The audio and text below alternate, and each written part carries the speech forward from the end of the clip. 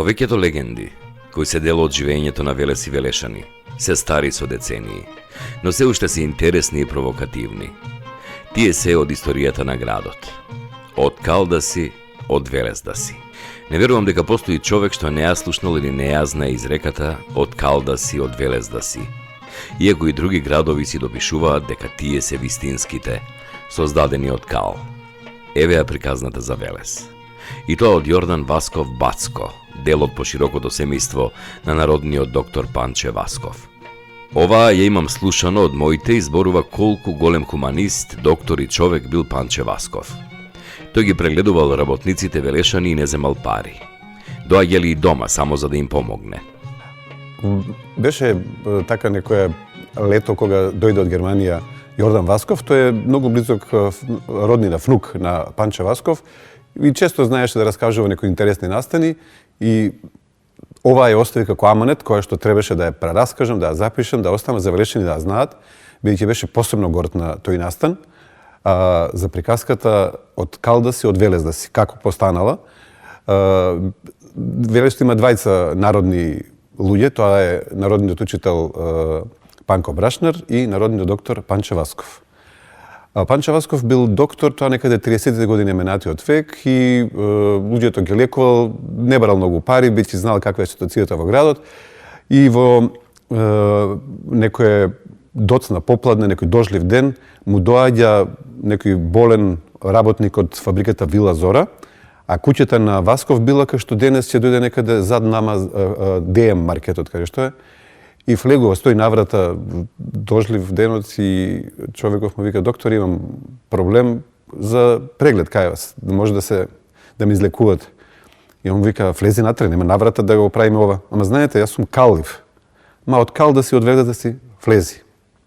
Велес е град со многовековна и богата историја. Секој дел од градот чува спомени на многубројни и значајни градители, револуционери, преродбеници, културни дејци, научници и политичари, познати не само во Македонија, туку и пошироко, на Балканот и во Европа. Тоа е град музејска поставка под отворено небо, град на автентична архитектура, град на познати револуционери и дејци, град кој бил колевка на македонската култура и македонската трговија. Да се говори за Велес, значи да се говори за градот во кој е оформено првото црковно народно училиште на народен македонски јазик. Во Велес е оформена првата гимназија, одржана првата театарска представа, напишана првата драма. Од Велес потекнува најголемиот неимар на Балканот Андреа Дамјанов. Во Велес е отворена првата аптека. Велес е градот на поетот Коста Солев Рацин, чии стихови го победуваат времето. Да се говори за Велес значи да се говори за градот на Главинов, Рајко Жинзифов, Димитрија Чуповски, Коле Неделковски, Јордан Хаджи Константинов Джинот, за градот од кој потекнуваат гемиджиите Петар Попарсов, првиот председавач со Асном, народниот учител Панко Брашнаров. Да се говори за Велес значи да се говори за градот на доаѓените на македонскиот театар Петре Прличко и Тодорче Николовски. Говорејќи за Велес, говориме за силно изразено чувство на припадност и особен респект со кој се негува македонската култура и идентитет. Градот Велес се наоѓа во централниот дел на Република Македонија, во средното течение на реката Вардар, на надморска височина од 150 до 260 метри. Поширокиот реон каде се наоѓа градот е Велешката котлина, која од сите страни е заградена со ниски ридови. Градот лежи на главната сообраќајница на Балканскиот полуостров по Моравско-Вардарската долина, односно на коридорот 10 и представува една од главните крстосници во Македонија, како и во патниот сообраќај, така и во железничкиот. Со територијалната поделба на Република Македонија од 1996 година, од општина Велес се издвоени новоформираните општини Богомила, Градско, Чашка и Извор, а со новата територијална поделба од 2004 година, картата на општина Велес повторно се измени. Денес Велес е на територија со површина од 464,5 километри квадратни. Велес е стар град со повеќе милениумска историја. Тој е еден од најстарите градови во Македонија, кој што има длабока историска традиција, што има длабока културна традиција, образовна и стопанска. Првите информации за градот кои што ние како научници и како град ги знаеме, тоа се од периодот на антиката, што значи периодот некаде пред доаѓањето на римјаните, а особено по доаѓањето на римјаните на македонска територија. Според рекогносцирањата, а и последните археолошки истражувања на Калето, на Акрополата, значи кај што бил лоциран стариот град, можеме да констатираме дека градот постоел уште во хеленистичкиот период, интензивен развој имал и во римскиот, секако и во средновековниот период. Токму во Велешката околија се наоѓа единствениот истражен локалитет од периодот на Палеолитот, пештерата Макаровец. Ова населба во пештера од палеолитско и бронзено време се наоѓа на 2 километри северозападно од селата Ораовец во местноста Пешти, на 110 метри над десниот брег на реката Бабуна. Според палеонтолошките истражувања, тука се пронајдени остатоци од пештерска мечка, пештерска хиена, пештерски лав, козорог, волци и лисици. При искупувањето за таа цел се откриени фрагменти од керамички садови од бронзено време, но и камени и кремени артефакти од помладиот палеолит. Меѓутоа, нешто подоле од пештерата Макаровец, во кањонот на Пешти, има доста пештери во кои што се лоцирани и една пештерна црква, исто така во дел од пештерите има и сликани фрески. Така да негде од 14 век, значи кога е изградена и таа пештерна црква, можеме да констатираме дека постоел живот. И тоа постоело, значи и развиено христијанско население, кој што таму изградило црква. Исто така во таа пештера постојат и спосници, во кои што можеме да констатираме дека престојувале и монаси. Повеќето пештери имаат своји имиња, добиени од Велешани како 4 порти, голема порта, Инка, топла пештера, двоглед, галерија. Овие имиња граѓаните ги давале според нивниот изглед и според карактерот на пештерата. Па така меѓу Велешани се раскажува дека топла пештера своето име го добила од иселаните чувале во неа и по 500 овци преку зима кога било многу студено, бидејќи во топла пештера температурата во зима достигнувала до 12 степени Целзиусови. Материјални траги за постоењето на животот на територија на Велес и Велешко пронајдени се и од периодот на неолитот, односно младото камено време. На локалитетите во близина на селата Голозинци, Чашка, Водоврати, Извор, Убого и Стариград, како и повеќе гробници во кои биле закопани остатоци од праисториските луѓе кои живееле на овој простор. За тој развоен период на градот сведочи тврдината на стариот град Велес, кој бил малку утврден римски град. Таа се наоѓа јужно од Велес кај утоката на реката Тополка во Вардар. Тука, на висок и тешко пристапен рид, се гледаат остатоци од утврдување. По површината се забележуваат контури од зидови на повеќе објекти, а се среќаваат и фрагменти од керамички садови, питоси и многу градежен материјал. Тука најпрво во доцно римско време била изградена мала крајпатна стража. Истата од 4 до 6 век била обновена во многу силна акропола, обградена со утврдени зидини и 11 кули. Градиштето било прилагодено за престој, сместување и заштита на војската и тогашното население, кое позади дебелите камени зидови, нашло сигурно за солниште за секојдневно живење. Римјаните неслучајно го определиле тоа место и го утврдиле со своја тврдина, со мала тврдина, за да имаат контрола на патната комуникација што одела по реката Вардар, а од друга страна да имаат контролата на патната комуникација што одела преку Тополка за просторот кон Пелагонија. Ова мала крајпатна стража што римјаните изградиле некаде првиот, вториот век на нашата ера, всушност представува база за изградба на уште поголема тврдина на истото место од подоцнешните владетели. Периодот на средниот век непосредно се поврзува со доаѓањето на словените на територијата на Македонија и нивното трајно населување на овие простори. При тоа дошло до мешање со староседелците античките македонци и другото помалобројното романизирано население со словените и конституирање на денешниот македонски народ. Словенското населување во Велешкиот реон било проследено со населување на словенското племе Берзити. Главниот градски центар на регионот, тврдината на вливот на реката Тополка во Вардар, го добил името Велес по се изгледа по истоимениот општо словенски бог на стадата.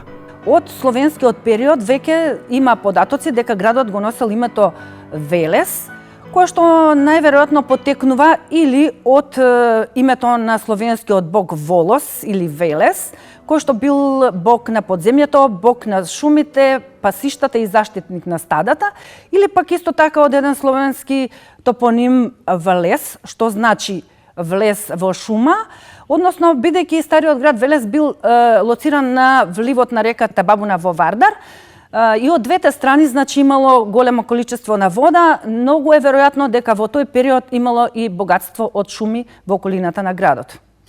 Се претпоставува дека култното место на словените поврзано со богот Велес се наоѓало покрај самиот брег на реката Вардар, во близина на манастирот Свети Димитрија.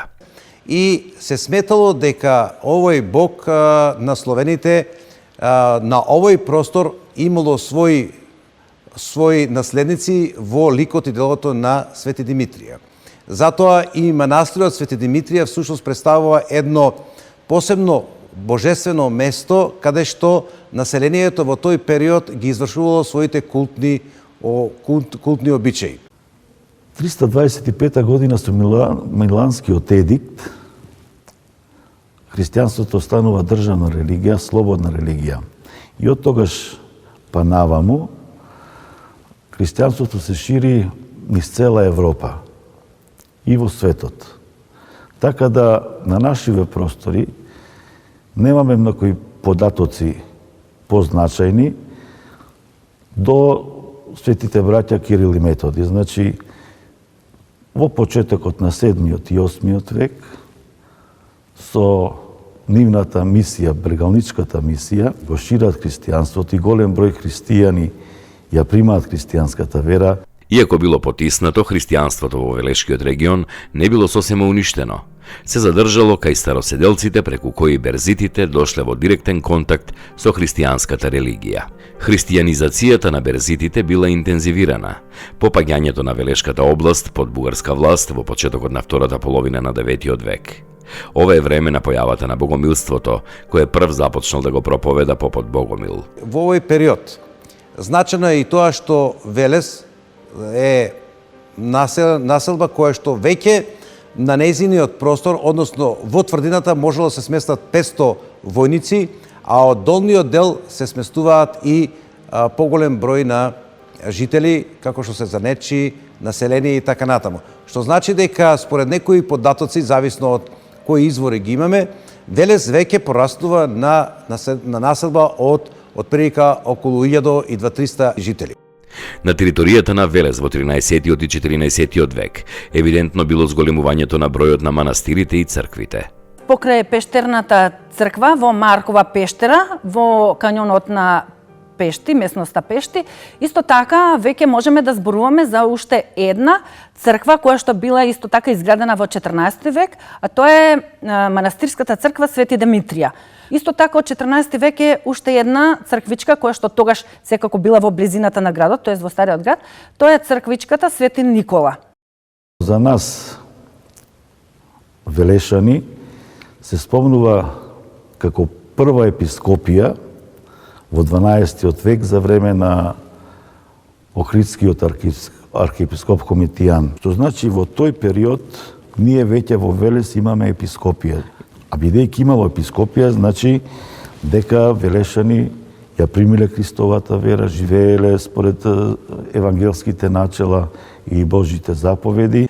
Во овој период интересна работа е тоа што под градот, односно под градот тврдина Велес, се градат многу бројни, околу од прилика според досегашните наши сознания околу 26 цркви и манастири. За време на учениците на светите браќа Свети Климент и Свети Наум, и тогаш најповеќе цркви се изградени во Велешко. Велешко во тој период се смета како дел од Света Гора. Кон средината на 14 век Велешката област потпаднала под турска власт, која континуирано траела цели 5 векови. Според пишувањето на турскиот патеписец Евлија Челеби, градот Велес бил освоен во 1386-87 година од страна на султанот Мурат. Велес се до паѓањето по турска власт малку потоа се наоѓал кај Калето, од каде по заземањето на турците полека се дислоцирал на бреговите на реката Вардар. По доаѓањето на турците, тие имале посебна политика да сите утврдени места ги раселат.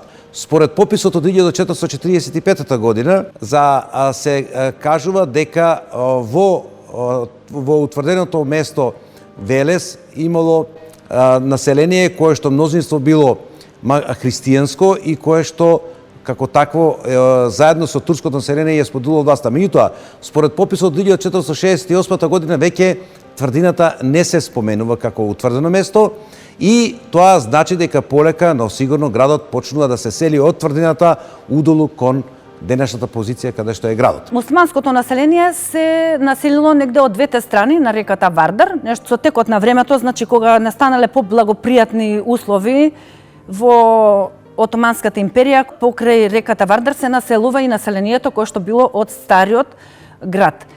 Во време на турскиот период Велес се нарекувал Ќуприли, односно град на мост, и всушност тоа име останува се до заминувањето на турците од Велес и од Велешко, односно целата територија на Македонија. Ќуприли се нарекува од едноставна причина што според Евлија Челебија, кој што Велес го посетил во 1661 година, се е изградил во периодот околу 1446-1448 година се изградил и мостот на Велес, кој што фактички е со 4 столба и затоа се нарекува место, град на премостување на реката Вардар, односно град на мостот.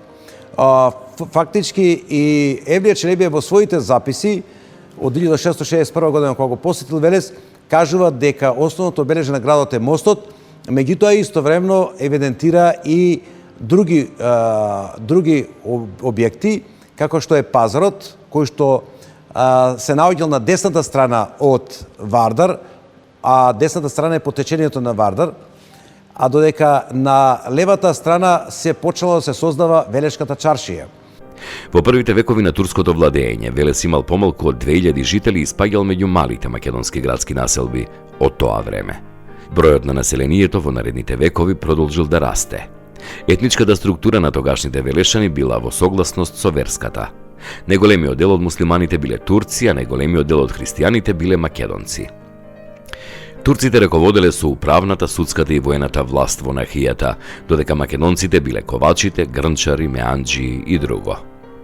Затоа Велес бил еден од ретките македонски градови кај кои христијанскиот елемент уште во текот на 16 век добил водечка улога во стопанскиот живот. Велешката чаршија минувала во рацете на македонското христијанско население.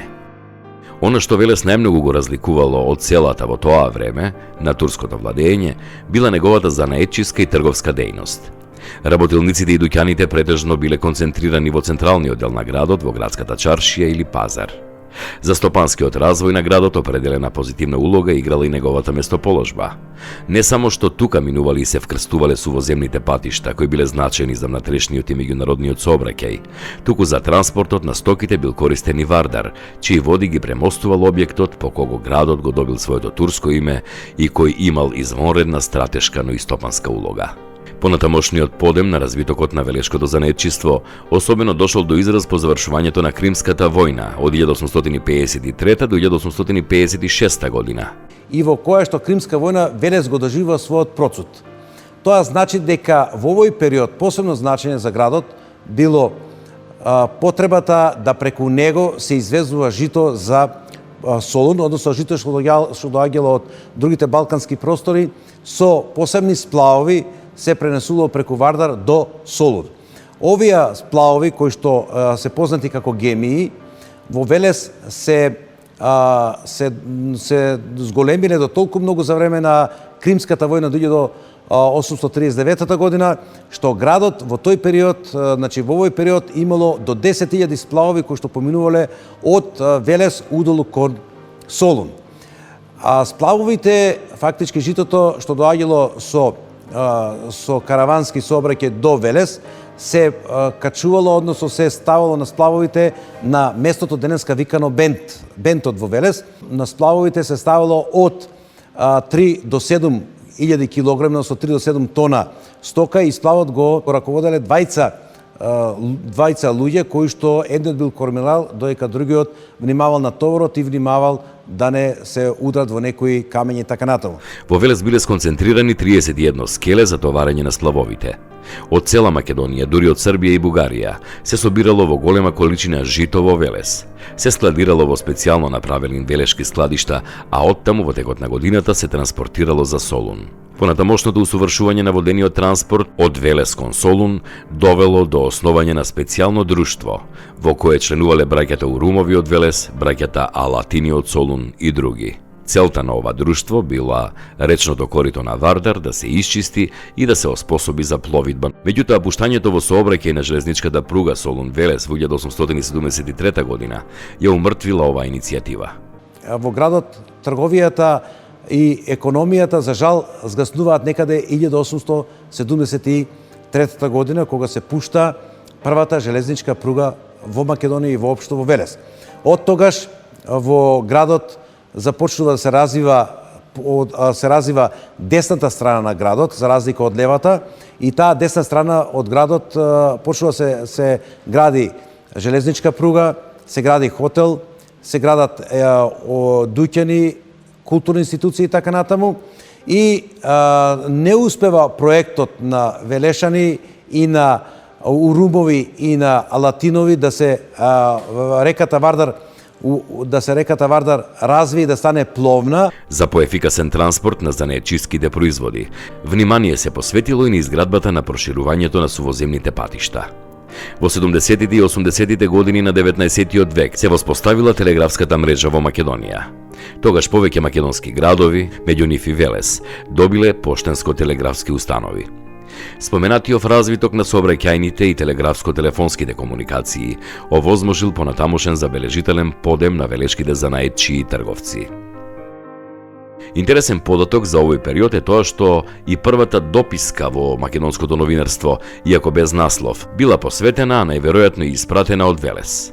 Таа била отпечатена во Цариградски вестник број 7 од 28 октомври 1850 година. Како еден од најревносните и најпрвите велешки дописници се смета Јордан Хаджи Константинов Джинот, кој своите дописи ги објавувал во Цариградски вестник од 1851 до 1861 година. А во подоцнежниот период, неговиот пример почнуваат да го следат и голем број на други велешани.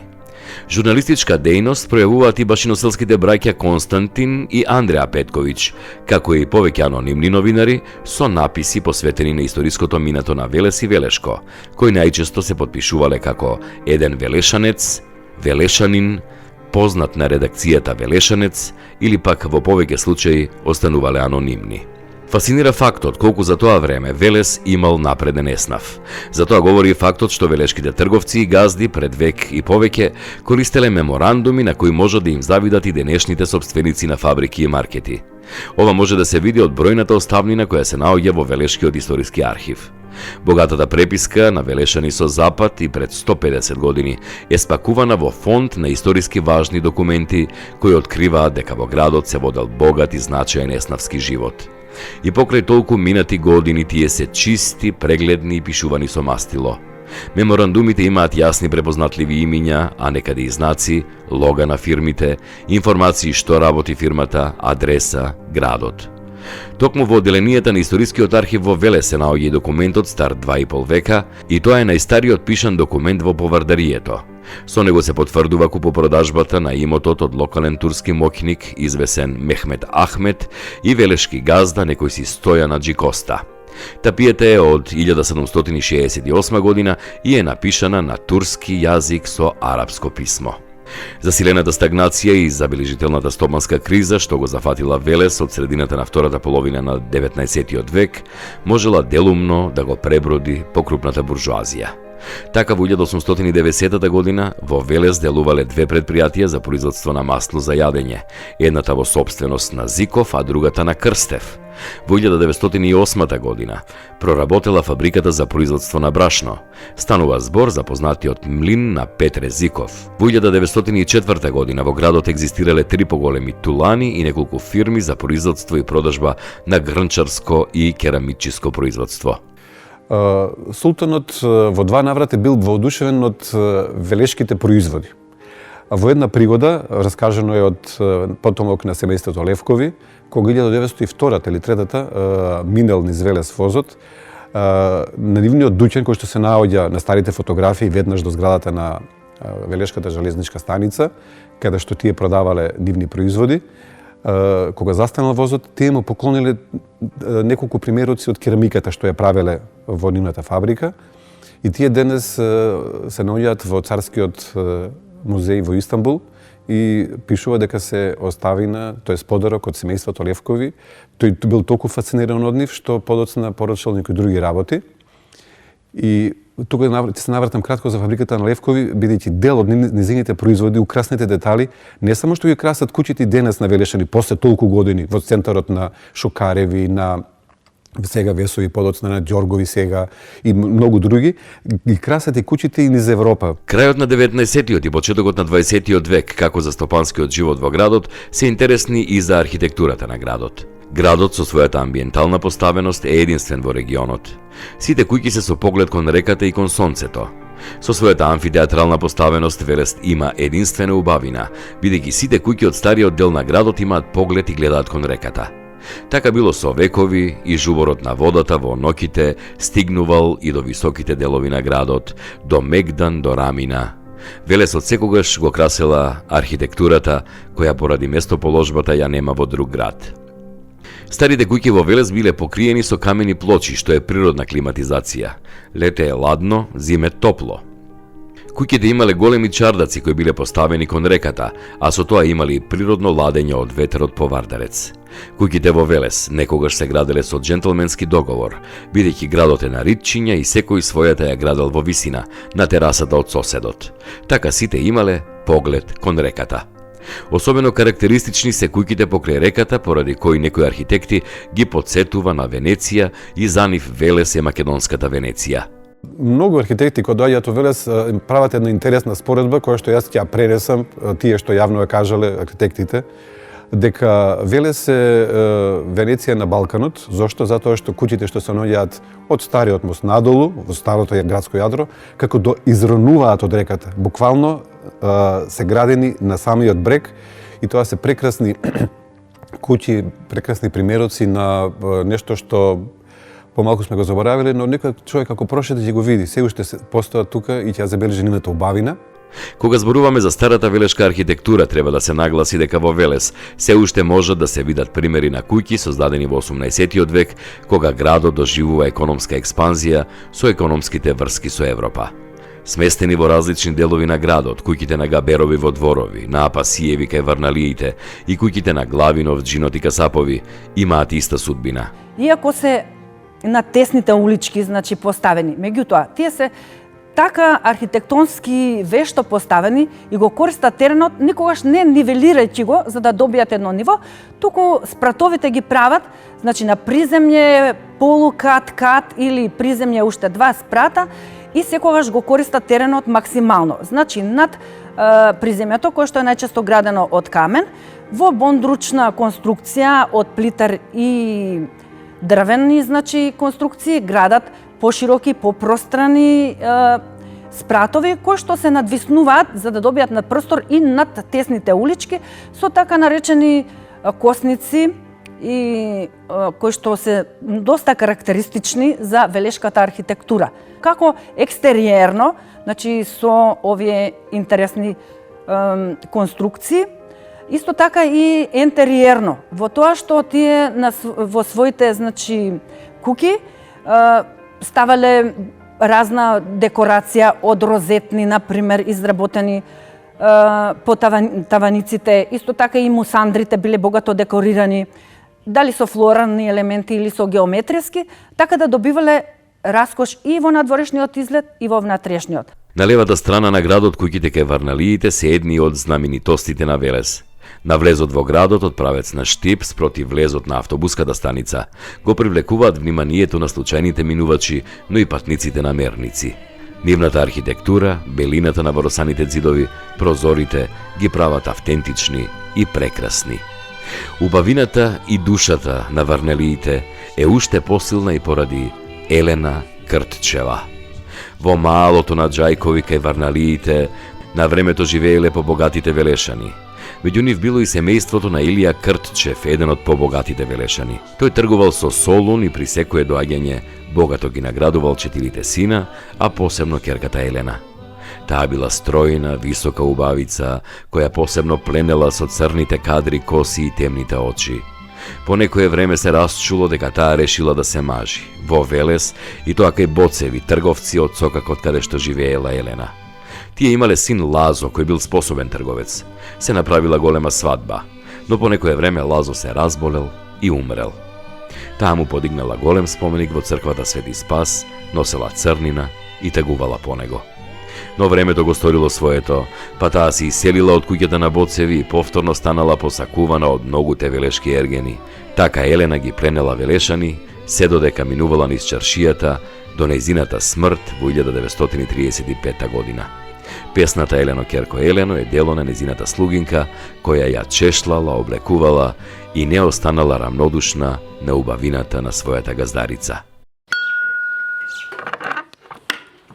Во близина на Варналиите, барем за кратко, за еден ден, повторно оживува најстарото училиште во земјава, кај велешани познато како Свети Ѓоргија.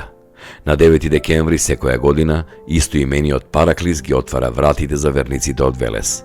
Се слуша джагорот и вревата, само сега не од учениците, туку од православните христијани, кои доаѓаат во објектот, каде велешкиот великан Јордан Хаджи Константинов Джинот пред 170 години ги одржувал првите часови на македонски јазик. Новата црква, односно новото училиште Свети Ѓорѓи, кое што изградено исто така некаде околу 1840 година, како и Свети Кирил и Метој, кој што исто така некаде околу 37 до 40 година градено, се двете училишта кои што представуваат основа за развојот на градот на овој план. Токму македонскиот просветител Јордан Хаджи Константинов Джинот е несомнено еден од најзнаменитите велешани во првата половина од 19. век. Роден кон крајот на 1821 година, својата работа како учител ја започнува во Велес, кога го вовел народниот македонски јазик во училиштата, поради што бил протеран од градот.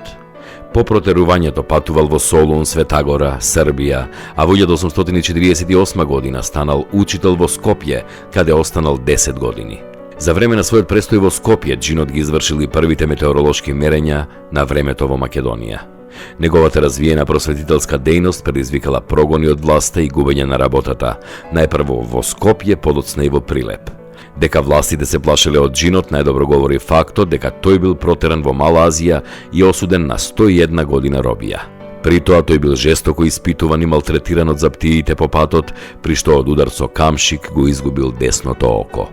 Сепак попусти биле обидите да се замолчи, казни и покори македонскиот духовен джин Јордан Хаджи Константинов Джинот.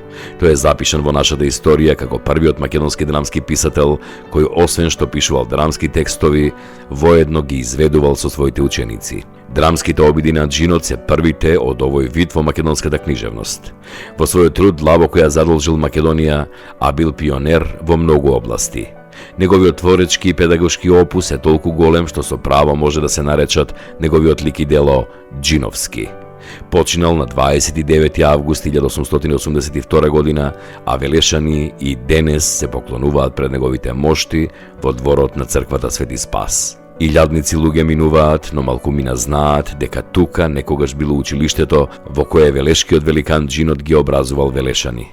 Тоа било на 2 ката. Приземјето за машките деца, а горниот дел за девојчињата, и се смета дека тука е почетокот на учењето на мајчин јазик во Велес, но и во Македонија.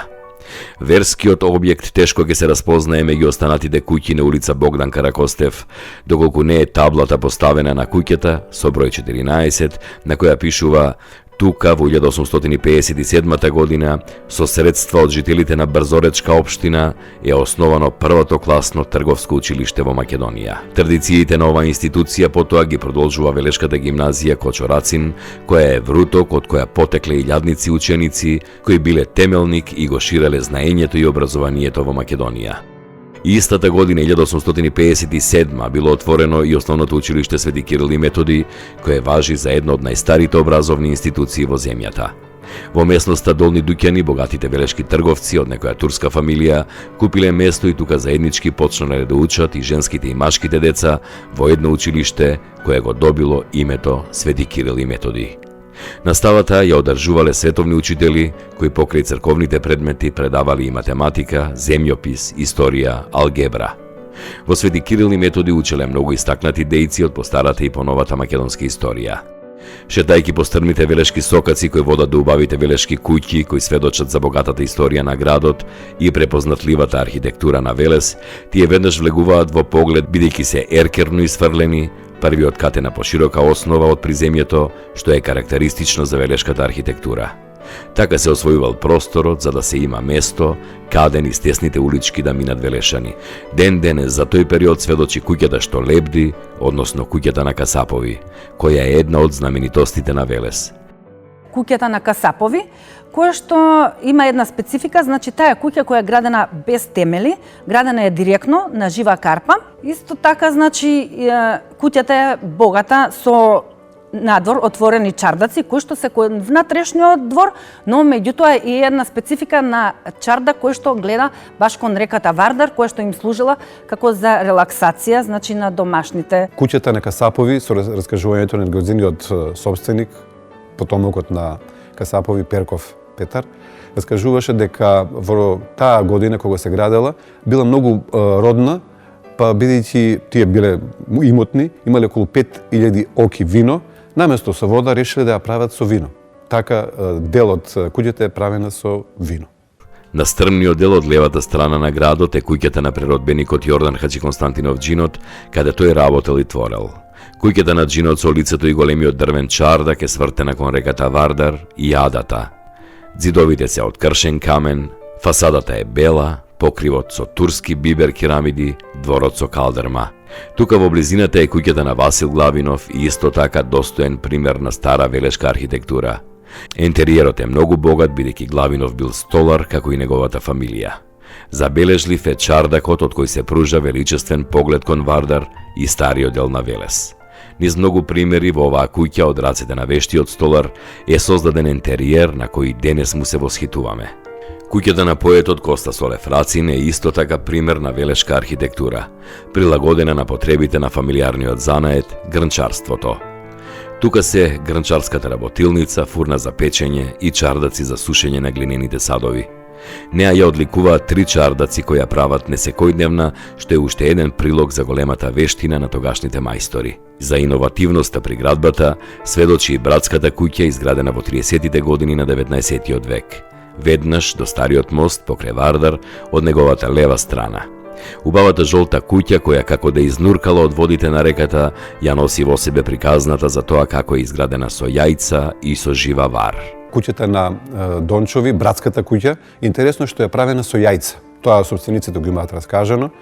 Правени се ѕидовите со додавка на јајца и тоа баш тие јајцата ја искрепиле да остане толку години, водата да не продире внатре и кога ќе продире бргу да замине и обстанала таа куќа братска на Дончови покрај Вардар. На главната градска улица највпечатливи се куќите на старите велешки трговци Шукареви и Ѓоргови. Тие се добро сочувани, а надворешноста е со сите белези на времето кога се градени на почетокот на 20-тиот век. На нив се познаваат елементите кои се вградени од фабриката за украсна керамика на Левкови. Истите украси кои тие ги продавале по Виена, Дрезден, Будимпешта, така и сега, по толку години, овие куќи се атрактивни за посетителите на градот. Велешката чалгија е неизоставен дел од раскошниот културен моментум на Велес низ вековите. Виолината работам од 12 години. На виолината сум. Татко ми Јован Тончов го учеше Арсо. Арсо Кемарджијата, тој прикажан, можам да кажам, низ цела Македонија. Па татко ми мене ми покажуваше на виолината и така ја виолината ја усавршив. Во 1902 година за нив се слушнало и во Стамбол, па на повик на султанот, Арсо Кеманджијата, дајреджијата Јован Тончов, канонџијата Ордан и кларинетистот Никола Крле цел месец ги развеселувале царските цареи на Босфорот. Тој слушнал дека Велешката чалга толку убаво свири, што мислам дека така некаде беше тој период 901-та или 1901-та, ги викнал месец дена да му свират во неговите сараи. Толку бил воодушевен од чалгијата.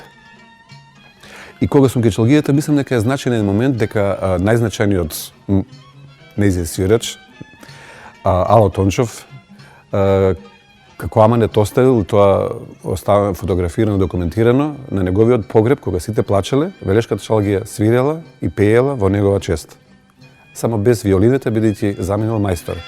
Велешани се уште се сеќаваат на еден од најпознатите чалгаджи, Ало Тончов, кој со своето кемане оставил длабока трага во чалгаджиската традиција на Велес. За Велес се знае се. Свадба без чалгија, како и свадбениот обичај мавили, не бива. Свадбениот обичај мавили е обичај кој го има само и единствено во Велес. Самата песна раскажува за љубовта. Историјатот на песната е од велешките чалги. И ова речи го симпатична како песна, поготово атрактивна за тоа што сите најпосле кој ќе се запре и ќе речат Мавели, мавели, гел, гел, гел.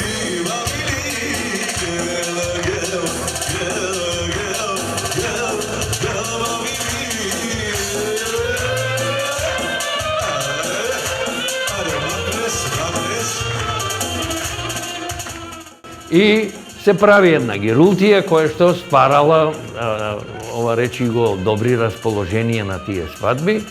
Е сега, како дојде до тоа да на свадбите стане популарна толку, имаше една свадба на која што другариве на момчето што се викаат мавили да направите. Важи, нема проблем, ќе ја направиме мавили. И кога почнавме да го свириме тој наративен дел што се вика еве се собравме вечерва тука, ќе се прави свадба во чест на младенците или такви работи, клекнаа доле, а ги ставија на столеви ова речи го младенциве.